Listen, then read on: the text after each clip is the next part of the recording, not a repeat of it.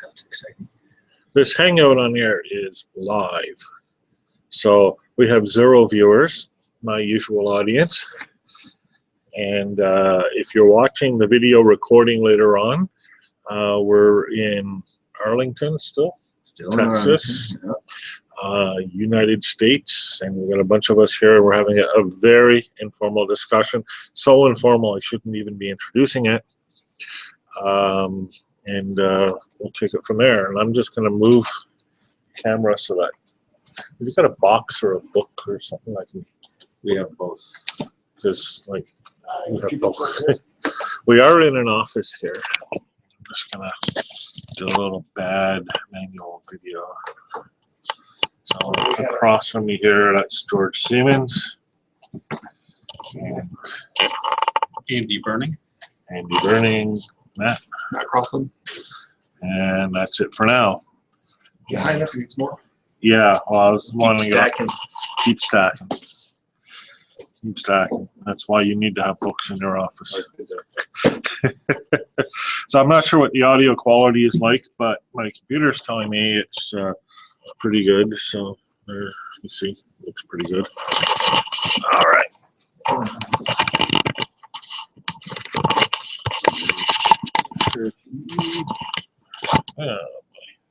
It's pointing at the snow now. There. That'll probably do. So not great, but it'll do for now. Can't say I like these chairs, George. No one actually. I do. Oh, you do? I think. So I did put out a tweet request before this, asking people what we should do, and besides comments on the gender makeup, it was pretty quiet. But was it Jenny McNess said something along the lines of we should sort of cover the ground where we've been. And keep adjusting. We'll get this right here. You keep chatting. Yeah. I'll be the camera dude. Okay, you can be the camera dude. George, the camera dude. Either focusing on Andy or me. Yeah. So, so now you're Kind of. So, oh, we have a viewer. Hi, viewer. Move it So- back. Yeah, that's.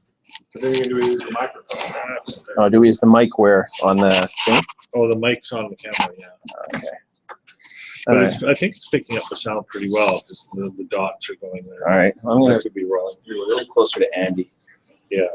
So just turn this chair. It's just not really a Yeah. good setup for this, but anyhow, so I'm just off the screen here. That's my hand covering Matt's face. So, anyhow, Jenny said we should sort of cover where we're at, what we're up to. George is still being the cameraman. And then, as the name suggests, look at moonshots, education moonshots, or as the tweet says, and I have to look it up because I've forgotten it. We've already forgotten our new acronym. We've forgotten our new acronym already. Massive open online networking systems helping our teachers and students. So, obviously the words came after the name. So why don't we start, since I'm visiting you, why don't you bring me up to date with what you guys have been up to, if anything? Well, so broadly, we've over the last couple of years where we've been randomly doing things that are of interest. We've been looking at really our big question is, what does it mean to be human in a digital age? So that's sort of been our driving singular question. I don't know exactly to what degree and exactly the number of angles that can be tackled from, but basically it's like all of life. And so that's sort of where we're currently at, trying to look at it through 4 lenses. One is the idea of success for all learners, so underrepresented populations is probably the biggest challenge that I think we face as a society in terms of getting that generation of students up to speed. Second area that we focus on relates to new knowledge processes, and this is stuff that Stephen and I have been looking at in different ways together and individually for a long time. We also have a postdoc that's looking at labor market data. So this idea being that there's a narrative that what happens in the labor market determines what the future of education is, and I'm not sure the degree to which that's a huge deal or accurate. There's more about education than getting a job, but for most people, it's a very big more that they do need to understand. How does this translate into work?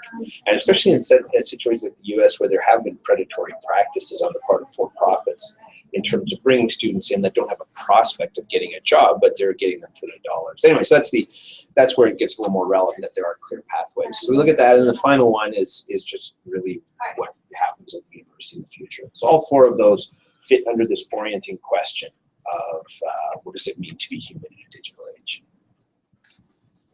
So by way of background, we've got a number of researchers within Link and doctoral students, postdocs, and we've taken a distributed approach in some cases. So we have a postdoc that's at Stanford, and one that's at Columbia Teachers College, and two that are actually doctoral students, I should say, that are at the University of Edinburgh.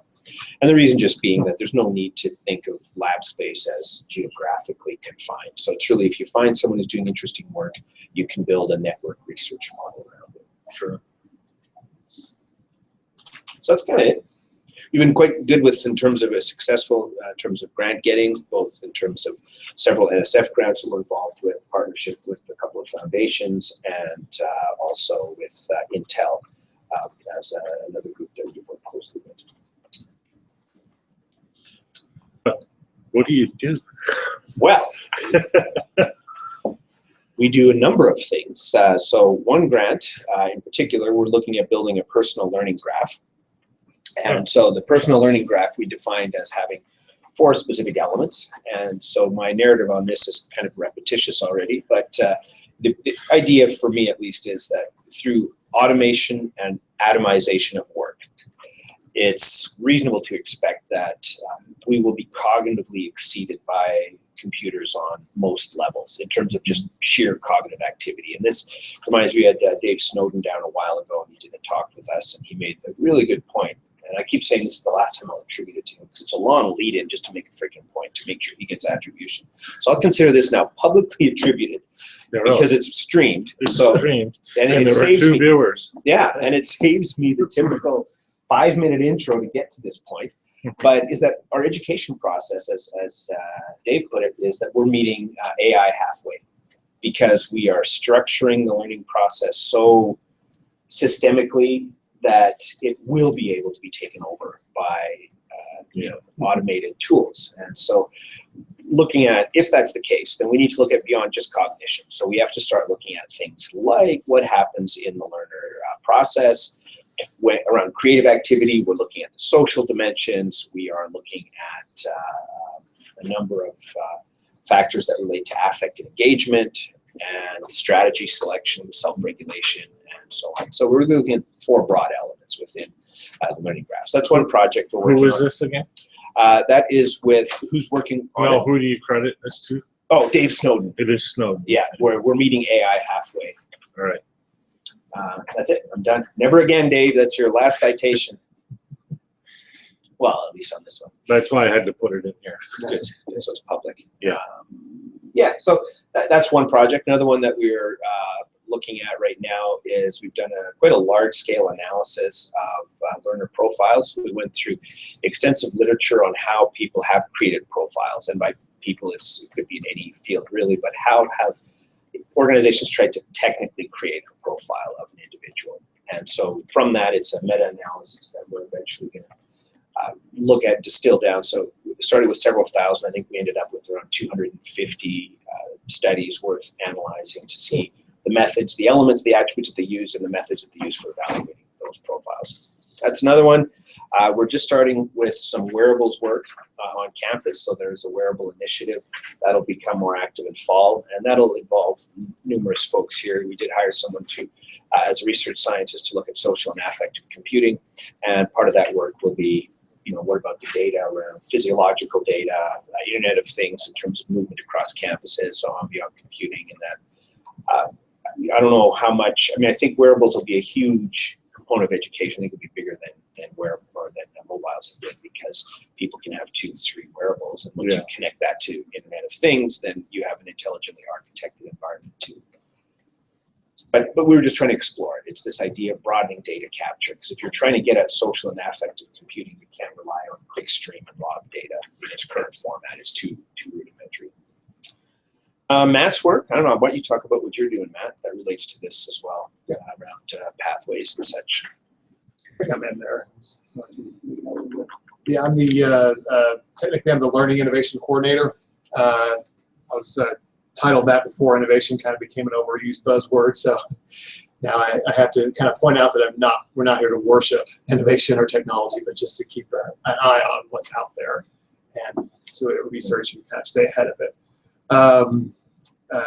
I'm technically more interested in ideas and designs than I am technology itself, and how can we really use those better. And so one of those that I've been working most on is that it was originally called the dual layer approach, and now I kind of call it the customizable modality pathways and like that approach. But the idea was originally we're combining XMOOCs with CMOOCs in the DAO MOOC, the data analytics MOOC.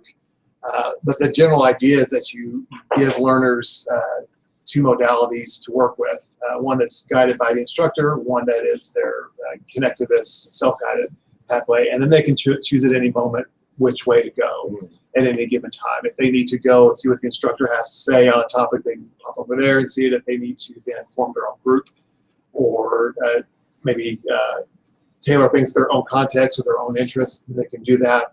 The goal being is that the learners create their own pathway to the content, and you're not sitting there telling them what to do for the whole pathway. So this connects a lot to the affective side of learning, as far as learners get to, we need to know what learners are thinking and feeling. It connects to the learner profiles. It connects to the personal learning graphs, because all this is basically giving the learner control over the learning process. And so that's, but a lot of it also can be seen as kind of scaffolding the learners who aren't used to that too. That's what we've run into a lot, is the learners that they've had so much instructor guidance all their life, they don't know what to do with a lot of this choice that you give them. Or even when you start talking about data analytics, you give them all this stuff that's been analyzed and give it to them, they don't know what to do with it necessarily, because they've been just used to being told what to do by the instructor for the whole thing. So it's also looking as a way to scaffold learners into more of a student-centered or connectivist mindset. So, and I just finished my dissertation on that, so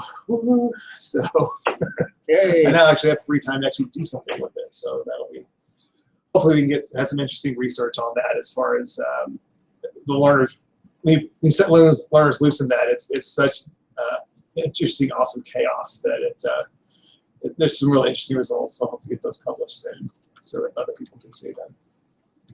I'm interested to see. From that, and I know you've had some views on the dual layer MOOC as well, Stephen, on that too. And I found this with a couple of conversations over the last few weeks, months, whatever you want to call it, is that there's a lot of attention being paid to pathways. Yeah. The language is sometimes a little different, but really in its simplest form, there's this idea of multiple pathways in learning processes. And whether that's coming from people at, from an NSF end, or whether that's coming from just companies like edX recognizing. Yeah. By the way, remind me later to bitch about Coursera for a while. Oh, okay. Just FYI. Yeah. You'll need a reminder, or it just won't come out naturally? It'll come out naturally. It'll come out naturally. But just in case it doesn't, I'd like that prod. Let me tell you something. So I think that pathways is there's a lot of attention to pathways, and but you've written on it. I think in one of your posts, you were critical of the way that it had been framed, within Link, and we were looking at dual layer. But so, do you want to chat a little bit about your take on it, or what you'd like to see different? Sure. Well, yeah. So that amazing camera work, by the way, was by me and not by George. just giving myself credit where credit is due. Look, here's the issue I have with pathways. When you have a pathway, you've almost implied that you have a destination. And where you're doing anything in an automated sort of way, your choice of destinations, if there is indeed even a choice, is really limited, right? You have a certain set of possible outcomes, and then you're building multivariate pathways to that. And another aspect, and this is more of a technical thing, a lot of the times, a lot of the systems that build pathways can't really move out of the whole branch and tree kind of metaphor. You know, I think back to an old logic book that I think it was Jeffrey's Formal Logic Scope and Limits, but whatever. Right? Or it might have been a modal logic, but basically at the beginning of the book they had this big flow chart and said, here are all the different pathways you can take through this material, right? You know, so you have an emphasis on this and an emphasis on that. But of course, you're looking at all the content predefined, all the work predefined, all the outcomes predefined, the education predefined. And I know everybody loves that, but me. I think I'm the only one who doesn't love that. It actually was one of the points of contention, even in my own organization, which we'll talk about later, where a significant number of people there want to do learning pathways. But to me, it's just, maybe you're just trying to engineer some kind of thing ahead of time, like one of those awful branch and tree games that used to be on the laser discs in the arcade. I don't know if you're probably all too young to remember. No, I remember that. I also remember the Choose Your Own Adventure books. Yeah, same sort of thing. That's what I also had a problem with personalized learning and adaptive learning. That's often what it is, right? They say it's Choose Your Own Adventure, but what it is we've created this. I think the Choose Your Own Adventure books have 46 pathways. Exactly. And if you learn the system well, if you would game it right, you'd read it, you'd hold 2 or 3 bookmarks, and then if you died, you'd come back to the one and choose the other way, right? It becomes just another thing to game. Yeah. Well, I remember the arcades. I mean, people would be playing these laser video games. Of course, Dragon Slayer, all those. Yeah, exactly. And they'd be like, and they just run through the sequence without even looking at the screen. They'd be talking to someone, and until they get to a part that they want to get to. But it was stupid. And eventually, of course, once you've mastered the game, you've mastered the game. Yep. And no more further progress is possible. And there's a bunch, and the reasons, you get to the reasons why I don't like that. So, first of all, life is so dynamic that you can't really realistically plan these pathways. If you're on a learning path for your current employment, for example, right? You get onto this learning path and you spend 2 years on this learning path, and by the time you come out of this learning path, your company's gone through 3 organizations, 2 vice presidents of development, and you're in a different product line. And that's the norm. That's what happens. It happens in my organization. I say to the people at Yahoo who are on a development path, or any company. So there's that. And the second thing is it's an engineering approach, right? It requires all kinds of development investment up front before you see your first result, and it's not practical. I mean, this is, I always think about what George and I did with the MOOC. The main thing we did with the MOOC is we didn't pre-engineer it, mostly because we didn't have any time or any money. Partially because we were lazy. Largely partially. Seems to be what happens in most things in education. Yeah. You're just lazy. You do this. But it's also, I've been in teaching enough to know that, especially university teaching, a lot of it is done on an as-needed, spur-of-the-moment basis, because that's how you best work with whatever students is in front of you. So I don't like pathways. But What about the people that have this need for structure? well, I don't know if people heard them. What about the people who have this need for structure? I think we should wean them off this need for structure, personally, or even better, enable them to create their own structure. Because I need structure.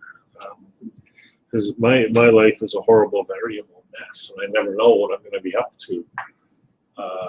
As it turns out, even a week down the road, but I do a lot of the same things every day. My newsletter is a piece of that, right?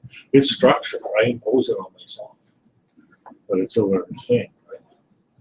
Well, that's what we look at the dual layer of customizable pathways for, is a way for people to be able to wean themselves off of the reliance on the instructor telling them where to go. It's like the instructor's here and their pathway that they've designed is here if you need it, and if not, you can jump off and do your own thing.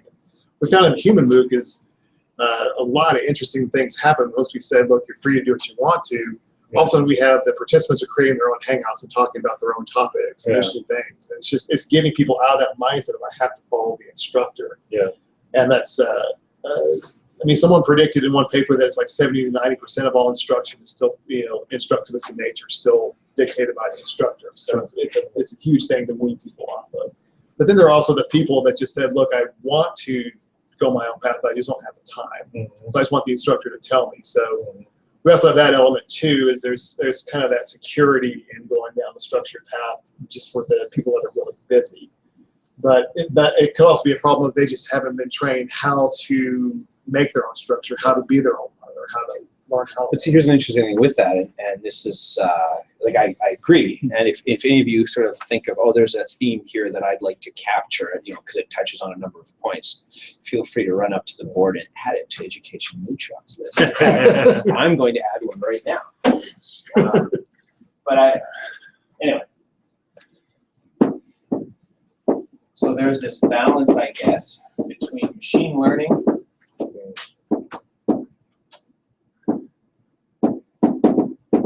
whatever you want to mean, and human learning. Do you want to credit anyone with that balance? No, not this one. This one I'll take credit for. No, but there's this balance between what works with machine learning and human learning. So the other thing that we sometimes forget, and I wonder to what degree, let's say the whole do-it-yourself, ed tech, reclaim, India Tech. What is it? India Tech. India Tech. That whole IndieWeb. that whole movement. One of the difficulties there is that I don't know if we often understand that it applies to a very certain, or appeals to a very certain type of person, and that I don't know if that's the norm, and I don't know if you can make that the norm. I mean, not everybody was into punk rock. Yeah. And that doesn't mean it's bad. And maybe we should stop thinking in terms of total narratives, or narratives that are totalitarian in nature, which means that pathways maybe don't work for certain bricolage personalities such as Stephen, but maybe they do work well for somebody who really doesn't care about learning how to learn. Like I have some family members, I look at them and they have no interest in the learning process per se. They want work. They want to have the ability to have the quality of life that they define for themselves, and they don't want to be self-actualized learners. And that's not a bad thing. It's maybe not desirable in some contexts, like our modern economy. Mm-hmm. Just the reality is, the reality is that not everybody wants to be that person, and nor should they. So if we extend that choice to people to be self-directed, then the odd part about it is you almost have to extend that choice to people who don't want to be self-directed, who want the answer provided so they can get to the route the fastest way possible. And that's the distinction, I think, from human learning to machine learning. There's some gap there that comes in. Just feel free to grab a seat. I'm Lisa. Hi, Lisa. Stephen, is that right? Stephen Dow. Nice to meet you. Phew! Thanks. So that's a gap. And I don't know how to address that necessarily, because there are certain things, like from a machine learning and you're called orchestrating things well. Sometimes you need to embed solutions technologically, and sometimes you need the free-flowing nature of humans running through a meadow. So I think it's your city exploration illustration you've used a few times. Yeah, I mean, there's, and even I have taken the guided tour sometimes. when I was in Glasgow. I took one of the guided tours of the Scottish Highlands. And actually, I took two of them. One day, and took one day and one the next day. On a bus with a bunch of people, old people. No, actually, no, it was a pretty good mixed group. With a tour guide and a driver. We drove a predetermined route and a predetermined schedule, and we stopped at the highlights, and that's what we did. And I did it because that was the most practical way for me to see the Scottish Highlands in 2 days without a vehicle. Right. You know, so it provided, ironically, access where I didn't have access. And that was my point about asking about structure, because sometimes you want that structure. Sometimes the structure is imposed from other places, right? Yeah. That learners have to follow. Sometimes you run this well in courses, even when you have just like 30 learners in it, you're going to have learners who want the structure, who want their freedom, and they can just change the next day because of life events happen. Yeah. And that's the thing we're trying to get out of the dual layer customized modality stuff. And the thing that really bothers me the most is terms like pathways and personalized. They've already been taken by people who really aren't doing it like we're doing it. And so I try to come up with a term. That's why it changes every week to describe what it is. And Moonshot is now taken, so I can't. Yeah. But that's a problem we're trying to deal with. This is giving those different people have different needs that could change even from person to person, from day to day in one class. Yeah. Maybe someday we'll reach the singularity, we'll have an epiphany, we'll all go connectivism, and human race will leave instructionism behind. That's my hope, at least. But May want to wait a little bit. no, we need it tomorrow because you could be, one of you could be the Pope, one of you could be the deity of connectivism. Just kidding. That doesn't sound good at all. No, it doesn't sound good. I'm I think no one's going to ever name me Pope or deity. Don't sell yourself short. That should happen. George always talks about wanting to create his own religion. So That's true, actually. Yeah, I think I do You think you do? for a religion. Okay. So you can be the founder, and I can be the thing you worship. See, that's the thing about founding your own religion, right? You don't get to be the thing that's worshipped. There's a paradox there. That's true. It's the religious founder's paradox. You can never be your own. Anyway, so that's really what the idea that I've been working on is getting at, is a practical solution for the problem that we have in education now, hoping to get us to a better place someday, and having to use words that have already been taken by other people. But you all understand that one, of course. Yeah. Words been misused, Appropriated. appropriated. See, part of my concern too, I have lots of concerns. You get into that kind of discussion and dialogue, and all of a sudden you're spending 80% of your effort on the path, then, right? And you're not putting any of your effort into the other stuff. And again, recent experience, right? And to me, the more important part is the other stuff. There's no shortage of learning paths or even automated learning paths, and it doesn't need to be developed. It's been done. Like look at Code Academy, right? It will step you through the process of learning Python or whatever. And I know they've spread out a bit recently. Look at the XMOOCs, right? A bunch of videos and some discussions and some automated quizzes. You've got your learning path. It's been done. Done to death. And there are criticisms, and George will criticize Coursera, and I will criticize Open edX, which I've been working with recently. But lots of work there. Nobody's doing the other stuff. Well, I shouldn't say nobody, but virtually nobody's doing the other stuff. And I think there's this sense that, well, it's easier to do the path. We'll do that. It's certainly easier to define. But Yeah, definitely agree. That's what I'm trying to focus my work is more on, not the structured pathways you can create, but how do we empower the learners? Yeah. So we've had this talk. It's that is that front page of the education. Our camera just got to. Oh, how did our camera get moved? I don't know if Lisa knew the camera was on. But we figured out the pathways part, but how do we empower the learner to take control of their learning experience? And that's really what I want to focus stuff on. There's a camera there, just so you know. No, there on the books. On the books. So sorry. That's Lisa. Not in the book. No, it's really this isn't Hollywood production. This is so not a Hollywood production. And what does it need to be focused on that I completely screwed up? Oh, I'm no, sorry. no. We're moving it all the time. We're You moving it all completely the screwed time. up nothing. So sit wherever you want. No, but what is it filming? There's Just our conversation. So you guys should be filming, or filming us and you too if And you're you, sitting right there. You're no, it joining doesn't us. have to film me. Oh, then you so- can take. Then you can Stephen, sit behind he's it. he's a wickedly capable cameraman. He'll adjust that for you. I apologize. It is truly me. I am the queen of, I guess, of messing things up now. No, we're going to do an intervention, Lisa. Yeah. We're doing that. That kind of self-dialogue is not compassionate. It's not. I need It's to not have. personally empowered. what's There her- we go. I need to have what's her name up here again. So You should sit behind the camera and just make little soft comments. Yeah. I'm not. I never make soft comments Well, you're supposed to anyway. So. Now George is talking about himself. He's just self-absorbed. All right. Where were we? Empower the people, empower the Power student. paths. Anyway, so I guess from that end, there's that real focus. Add or remove, customize the toolbar. Oh, that was for listening. Oh. Yeah, I don't know where that leaves us other than saying that people learn differently. Which And- one? Yeah.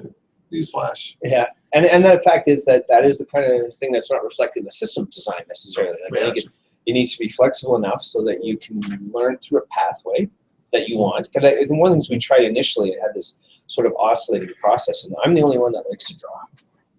But we were thinking, this is the initial idea of the dual layer, was that you had your structured path, Mhm. and then you had sort of the connectivist path. Yeah. And our thinking initially was that people would move. You might start here, but then you'd move down to self-directed, and then you'd move back up. So we thought there'd be sort of an oscillation of those activities, and that didn't really happen actually. Just everyone went straight to the structure and stayed there? Well, we had probably, I'd say, 10 to 15% that were here, Yeah.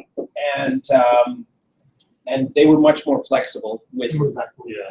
Yeah, and so there was a little bit of movement, partly because we had in edX is where the content resided. There was some content in Pro Solo, which is a platform we use for adaptive learning, or personalized social competency approaches to learning.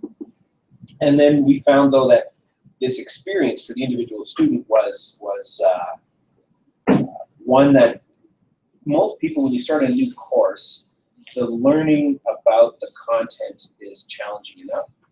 When you actually have to learn the new process for learning, that completely disorients them. But we really thought that there would be this kind of a thing happening, and it did to a degree. We had some people you'd find, and this is the point that Matt made with Human MOOC, and this is something we experienced with CCKOH, and I saw that Anant Agrawal, who's the CEO of edX, similarly addressed this. His first experience was like, oh wow, students can help one another teach, and students can create their own spaces.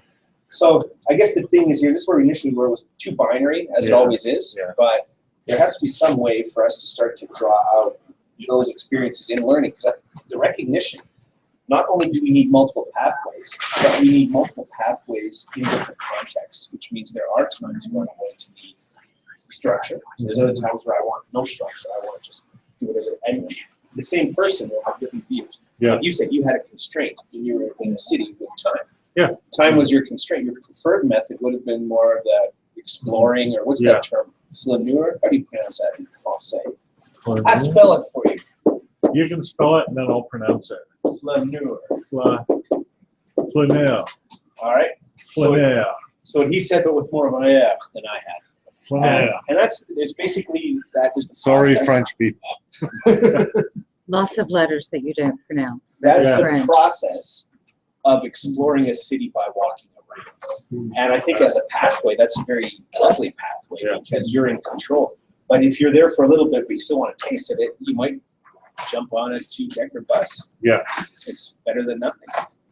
What we found, we also looked at the human move too, is that everyone that, well, I don't know if this is wrong, but everyone that registered was dropped off here. Everyone that started was dropped off here. Yeah. And a lot of people just said, I just didn't feel like getting out of it because I started here, Yeah. so why move on? So that's the problem I talked about, is that kind of battle for that front page of education. If we can get them on a front page where they already start making the choices, we hopefully see a lot better outcome than if we always had to start them right here on the already structured path. Can I ask a question? Because I know so little about this and I'm curious. If everybody is starting at the same little, I guess checker flags are when you finish, I'm not sure. But if everyone starts the race at the same time and you're on a structured path or an unstructured path, I mean, your timelines aren't the same. No. Sometimes, to me, I think I would work. It depends on who you are. You're going to work more quickly one way or the other. But what if the structured path isn't keeping up with your unstructured path? And when you go in, you're going in here, and you're just not meeting. It's almost like you need different starting points. You know, kind of like there's, you know, a delayed start. Yeah. You know, for like the slow marathon runners, they start at the Right. back, and so you have your more advanced people who are progressing through more quickly, and maybe the people who are moving more slowly can pop in when they need it. You can't start all at the same time. It Right. makes no sense. I mean, in my mind. We had people notice that. We also had some people notice that if you were to have like several courses with this structure, that someone could start off in one course and all of a sudden decide, I want to go this course over here, or decide that this competency meets my, you know, personal goals more than this competency. And so that's the even bigger challenge is I think I would like to see to come up with a way that, you know, your personal learning graph, your personal learning map is not just, you know, class by class, but across everything that you're learning. It would also include, you know, informal and formal things, but can also help people who do start at different points in time and work at their own pace. You know, because that's a big challenge, but that's where I'd like to see it go. It's the bigger picture of all these different people, different, like I said, different time constraints and things like that. How do we do that? Got to figure out. Back before the days of MOOCs, there are such days. I had an exchange with Tony Hurst, brief exchange, and then I messed around with Grasshopper a bit, trying to create what we called serialized courses. And the thing with the serialized course, the idea of a serialized course, and again, it's a bit of learning path, but again, it's pre-MOOC, right? Almost pre-connected, is so you have your week to week to week through the course, right? And that week to week to week can be as structured or unstructured as you want, depends on the course design. But the idea is you're working through your domain of content like that. And it's serialized in the sense that you have your resources more or less defined ahead of time. And then you automate the delivery of those resources as though it were a serial, like a podcast or something like that. So week one, you use RSS or something, your system delivers the resources. Week two, deliver the resources. And the neat thing about that is because all of that's automated, you can have a new cohort start every week. And so that's what I built in Grasshopper. It was a way to set up a cohort so that you sign up for the course, it assigns you to a cohort, and then the system would send that cohort's resources for that week. So there was a little table inside. Yeah. And the thing that I was working on when life intervened and I ended up doing something else, as so often happens, is that you could move cohorts. So if for some reason, you were delayed a week, you had to move or something, you just say, well, just drop me back a cohort. And then you're in the previous cohort, but you're in the same course, you're in the same cohort, and you're just moving forward. And you're not even out of touch with your previous cohort because each cohort leaves traces, right? Leaves discussion, leaves new resources, etc. The course over time with each cohort gradually builds itself and becomes more and more rich. So is it, pardon me, is the modern LMS holding us back from this? Well, yeah, I Holds think. back in everything. Yeah, holds us back in everything. I mean, the whole concept of serialized courses was the same concept as our basic MOOC, which was it wasn't based on taking all of this content, flaking it, and forming it, and putting it in a learning package so that everybody would follow. It was based on the selection of resources, relevant resources for that week, as gathered from around the internet. And I still, you know, again, I feel like I'm the only one who believes in this model, but I still believe in this model. Well, see, and there's this is something we've talked about this many times. Yeah. But there is this interesting component of this gap between, not gap, this overlap between philosophy, or sort of a philosophical, methodological components, and the pragmatics of deployment. And there's always that issue that pragmatics wins the day, which then in the long run, it might look like you're doing well for a few years, Yeah. but then because you didn't consider the philosophical underpinnings, you know, such that it honored autonomy of learners, freedom and flexibility, and the development of learners, and so on. When that gets dropped, then all of a sudden you find it looks good for a few years and the wheels fall off, Yeah. because you were able to technically implement a solution that was flawed over time. The flip More side, quickly implemented. right. The flip side is that philosophical discussions are difficult, and that means that you can also spend a lot of time in discussions and not enough time in building. And so somehow, without falling into the full Silicon Valley narrative, somehow there is an opportunity to start with something, and then let pragmatism be a guide to sort of the more ideologically oriented discussion. And that's why even now, like, this really struck me in terms of the MOOC work in particular. Like, I do like to whine about how MOOCs were semi-appropriated, but I mean, in fairness, when I think appropriated, it's like, there are people who've had their culture appropriated with far greater disastrous effects than my MOOCs. So on a scale of appropriation, I'm a tiny little footnote. But still, it still irritates you.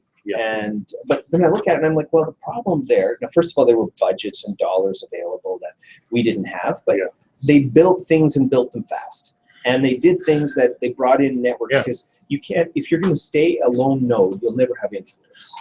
You need to network for influence. And Silicon Valley guys, this is where they succeeded. We didn't, but they succeeded by building out, they tapped into their media network because they had VCs that sat on media companies and on this new Coursera initiative or Udacity. They had people who were capable of shaping a narrative in such consumable ways that somebody who may not care about education suddenly does. And we're trying to have this nuanced, intelligent conversation, and they're trying to get just a clear answer, get to the point. So that's something we have to think about, is that you can have the right idea, but if you don't network it for maximum effect, you do have to become somewhat of a promoter, as dirty as the word is and feels. Taking these 2 points down, because they're really important. They built something and built it fast. That's the first part. And the second part is they really worked their networks. I mean, when you look at one of the things they did well was they brought in other faculties. So they had the first MOOC, and then they first thing they did, they saw there's something here. And then they created a company around it. And after they had a company, they got provosts to join. So Sydney at University of Michigan and others. You and I, we did a MOOC and it worked well and had an impact. So what did? We ran another MOOC. We didn't create a company. We didn't network out with other universities. We just ran, and partly the mindset was, if it's interesting, you'll join. If it's not interesting, you won't. But the mindset, certainly within Silicon Valley, is much more. So should we have built a company instead of doing what we did? I don't think I was allowed to. MOOC Incorporated. We should have at least. I did send you an email about this at one time. You did, I sent Stephen and Dave an email, and I said I'd like to lay trademark To MOOC. rights Yeah. to the term MOOC. So every time someone uses it, we get like $1 to give to the, I don't know, The needy. some. Victims of open carry in Texas. Yeah. The human fund. But anyway, so that was the whole point, is that it's something we didn't do. You can innovate, but if you don't innovate and then create something that brings others in a structured way, you sort of lose your opportunity to bitch and whine when things don't work your way, because things move forward, and these companies are ideologically opposed on a number of levels, but they built something. We created a product that we didn't advance after we created it, namely the idea of a MOOC. They created a product, got money for that product, got others involved who bought into that product. Yes, the network access to New York Times was a big benefit to them to get it out, and NPR and whatever else. That all worked well. But there were things I sometimes wonder, I don't actually wonder much at all, to be honest, because I don't really care that much, but there are things that we could have done differently. The thing that I'm trying to build, the product I'm trying to make, is this neutral zone idea, the map, where the learner comes in and sees these competencies, sees these objectives, sees these pathways, sees Twitter, sees whatever, and kind of like you do in Storify, you're trying to capture things in Storify, you just kind of drag and drop and create your own map. And so the learners create their own map of where they want to go, and they say, I'm going to do some social networking here, I'm going to do some hangouts here, I'm going to do this pathway or this course here, whatever. Then once you get hundreds or thousands of students doing that across the university or even beyond that, then the system behind it can say, okay, here's some people that are doing the same thing at the same time. Yeah. You guys are kind of a cohort. Why don't you all join together? Or, it would be a lot more complex than that, but and so it would start dealing with the time factor, Right. and then also helping them form cohorts and connect with The others. piece that misses in that explanation that I really liked what you were talking about, and where learning analytics could come in, and this is where I see starting maybe in a K-12 with some of the problems in that environment, is the idea of self-efficacy. Students may want to do something, but it doesn't necessarily mean they're prepared to be there. Right. And if they're not prepared to be there, really they're not helping the group. I really liked what you were saying about these complicated, pathways, cohorts, don't stay cohorts. Mhm. I mean, what's the most challenging thing? I've been in a K-12 classroom, Andy. I mean, I don't know if you were in the classroom before you were doing IT, but the biggest problem, one of the bigger problems in a classroom is the teacher can't meet the needs of 30 students. They're all on different areas. Yeah. They're all in different places. And what happens is, I was drawing my own, and I cannot draw a little picture, but if you do all start here, but then, based on, this set of, tests, these students, through learning analytics, you get to more than just didn't do well on the test. You identify very specific areas of remediation that someone needs help with, Right. exponents or something. You go off to expo, and then those people, you did okay, you get to come back in on our path. And you didn't do okay, you are going to go off on this other little path together. But sometimes learners don't know what they need to learn. Right. And, so it's different for, I guess, career versus when we're looking at a K-12. But, you could see just like these multiple nodes kind of being developed where the learning analytics behind it was able to actually tweak out exactly what that student was having a problem with, because oftentimes the teacher and the student don't even understand why you're failing a test. You just missed that question, and teachers don't have enough time to say, oh, you're just missing this part. The kid who never gets multiplication tables, you can just forget math for forever. So, by not getting it, you're hurting someone on down the road forever and ever. If there was a way to build those types of things in. That's the other side of this whole map idea, is how you form that map. We could look at lots of different models. We could Yeah. mentors, we could look at instructors, we could look Right. at peers, we could look at data, we could look Yeah. at computers. So that's a very good point. And Yeah. the other side to it is, how do they form that map, and how do we help the learners form that map? And There's parts too with travel, from individual students as they're engaged in sort of this process of learning and sort of traveling this journey together. There's the huge social component that comes outside of it. It's curriculum mapping is one thing, which is the easiest problem to solve. Which is why everyone's on it. That's right. That's why you got Newton and McGraw-Hill and others that are already doing it, because it's easy. And I know there's been some work about open competency maps, which are potentially promising. Yeah. But that's an easy problem to address. The more challenging problem is the learning graph, the personal knowledge or personal learning graph. That's difficult because of the huge range of variables. The third problem that arises, which is as difficult as the second one, is how do you then help learners through either group work or pathways or whatever else, how do you help them achieve the competency requirements of a knowledge domain? So from that, I mean, really, it's domain is easy. The learner profiling is difficult. The addressing the gap that exists between the knowledge domain and the learner profile to achieve a degree, that's equally difficult because there's questions of pathways, which we've been talking about. There's questions of should this be a social or individual process? Is it a concept development that's foundational, such as the math example, or is it something that's more flexible? So, and on that note, Stephen, final word before we go get a coffee. Yeah. Oh, you want me to? No, I wasn't good. That was That's it. So we maintain somewhere between 2 and 4 viewers throughout. Yay! Thank you, 2 to 4 viewers. And we're at 3 viewers now, so thank you, viewers. So yeah, program notes. We're going to take a break for coffee and get back, I guess, at noon, where we'll do a previously unannounced talk. It'll be really good, though. It'll be really good, though. What do I want to say? I mean, my challenge, my personal challenge, was in both of those points. Actually, if I was going to be really perfectly honest with myself, getting something built really quickly.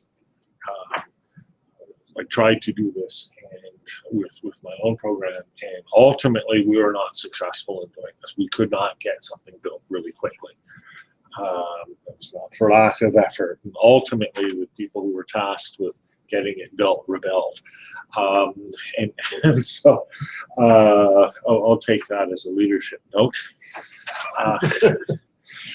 But I mean, it does point to the difference in environment, right? I mean, MIT, Stanford, etc. They had students who did a lot of the building for them. And the interesting thing, there's really interesting tech stuff with the Stanford stuff, the Coursera stuff behind the scenes, where they're making use of a lot of the cloud storage hosting in order to scale up. You don't even see that at the front end, but that's happening at the back end. And a lot of that's brought in by students, right? We simply didn't have that kind of thing at NRC. We had heavily top-down, overloaded software process development methodology with almost zero agile capability. Yeah. The other thing, and again, leadership note, working the networks, right? Wasn't for lack of effort, but it certainly didn't work out the way I had hoped and planned. A big part of what I was up to was get something built quickly, and then we have something to work with the networks. And the first part didn't happen. The second part never really happened. And so that's why I don't have a leadership position anymore. Live and learn. So I think you're absolutely right about those things. So I think going forward, that's probably the points that I'll be looking at and trying to correct somehow, which is why I'm here in Arlington. This is good. So I guess on that note, we'll go find us a coffee, and then at around noonish, which is actually, I don't know what time zone you're in. So let's say in about 20-some minutes, we'll get started again. Yes, according to my computer, 23 minutes we'll get started again. So I'm actually going to stop the broadcast here, and then we'll start up with a new broadcast at noon. And that way we're not treating the world to 23 minutes of dead air. Very good. All right. Or at least breaking the computer while you're gone. So thanks for viewers, and I'll restart it up in 23 minutes, and I'll retweet the new address for the new Hangout. See you then.